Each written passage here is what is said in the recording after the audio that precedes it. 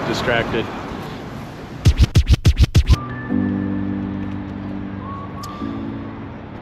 A lot of people believe that Hitler built this wall and it had to do with the Jews.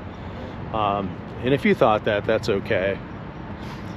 In fact, Hitler was long gone when this wall was built.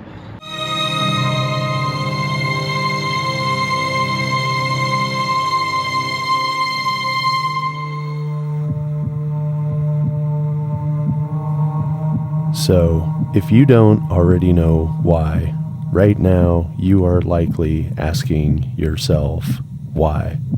Why the fuck did they do this? Well, the short answer is because they are a bunch of stupid dummies. Mr. Gorbachev, tear down this wall.